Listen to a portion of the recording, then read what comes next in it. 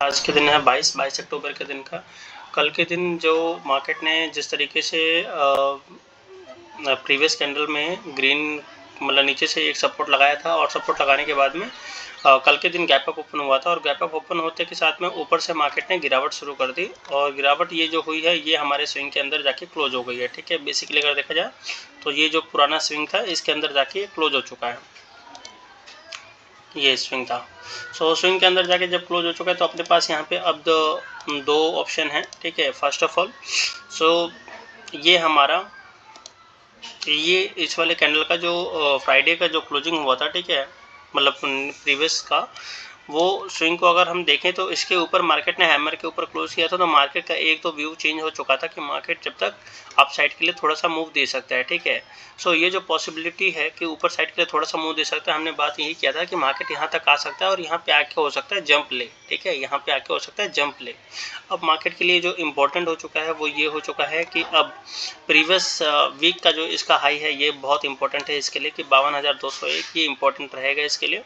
और बाकी देखते हैं कि डेली बेसिस पे कि ये क्या और कहाँ तक इसका मूव चला जा सकता है। ठीक है, ये वाला जो कैंडल था डेली का ये मार्केट ने यहाँ तक की शुरुआत की थी और यही ओपनिंग था तो हम इसको ही एक तरीके से रेजिस्टेंस अब फॉलो करेंगे।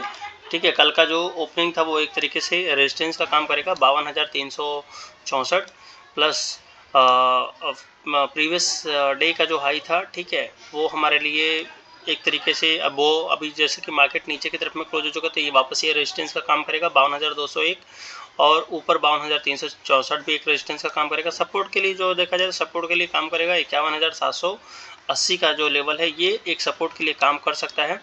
और सपोर्ट के लिए काम करने के लिए बताएं तो कैंडल का जो कल का जो क्लोजिंग है, ठीक है, अब मार्केट इसके किस साइड में रहता है वो इम्पोर्टेंट है कि ये 51,962 मतलब कल मार्केट जो है 52,000 के लेवल के आसपास आ चुका था। अगर क्लोजिंग के ऊपर रहेगा तो हो सकता है थोड़ा सा ऊपर के लिए मूव करे तो 52,200 के आसपास तक जा सकता है। ठीक है, लेकिन अगर 52,950 के नीचे निकलता है तो मुझे लगता है कि ये 51,780 के आसपास तक के लेवल पहुँच सकता है। ये मार्केट में इससे ज़्यादा और कुछ नहीं है। बाकी हम चलते हैं 15 मिनट पर देखते हैं कि जिस चीज़ को हम देख रहे हैं वो कंटिन्यू है कि नहीं है। मार्केट अगर 780 को भी ऐसा लग रहा है जैसे कि अगर ब्रेक कर देगा तो नेक्स्ट जो मूव है हमारे पास कि नेक्स्ट जो टारगेट बन के आता है कि नीचे के लिए हमारे पास जो टारगेट है वो क्या बनेगा।